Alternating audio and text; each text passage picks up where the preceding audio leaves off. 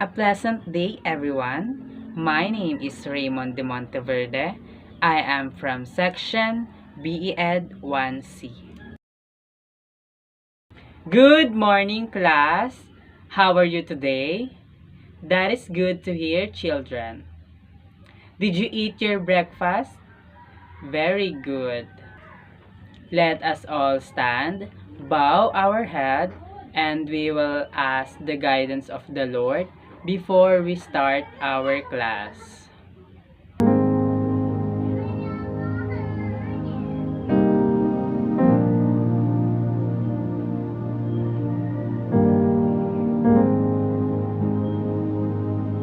In the name of the Father, and of the Son, and of the Holy Spirit. Amen.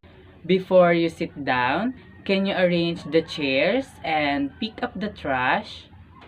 Very good. Okay, you may now take your seat. So, before I start our lesson, I would like to know if someone is absent.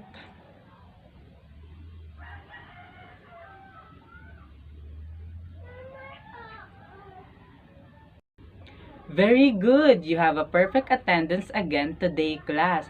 And because of that, give yourself a perfect attendance clap. Okay.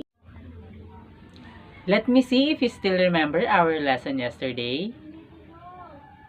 Very good. Our lesson yesterday is all about animals. Okay, can you give me the names of animals? Okay, Hannah, dog, Anna, cow, Lisa, rabbit, Mark, sheep, Joy, mouse, and last, Gio, snake. Very good. Okay, children, we will proceed to our new lesson for today. Do you have any idea? Okay, our new lesson for today is all about the different sounds of animals, but we will have a short activity. I will group you into two groups. Per groups, we have 3 members. Okay, our activity today is called Guess the Animal Sounds. Okay, first animal sounds. Okay, Hannah, what animal is this? Very good, dog. Next, Lisa, what animal is this? Very good, cow.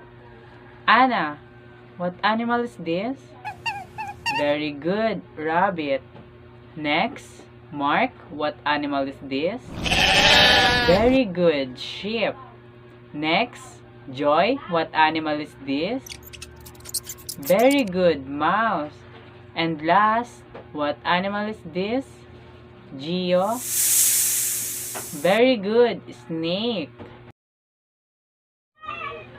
Animal sounds. Animal sounds are a form of onomatopoeia, which are words that imitate sounds. In animal sounds, we have a loud and weak sounds. It depends on the kinds of animals. Loud sounds, this is the sounds of big animals, and weak sounds, this is the sounds of small animals. Okay, children, we have another activity, but I read the direction first. Put the pictures of the animals in the box below with loud sounds and weak sounds. I give you 5 minutes to answer. Time's up, children. I will read your answers. For loud sounds, there is a dog, cow, and sheep. And for weak sounds, there is a snake, rabbit, and mouse. Very good, children.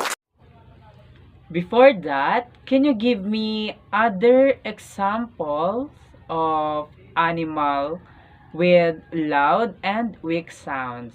Okay, can you give me one, Hannah?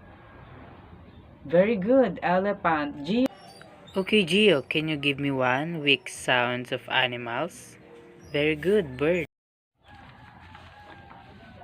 Okay, class, and here is the other examples of loud and weak sounds.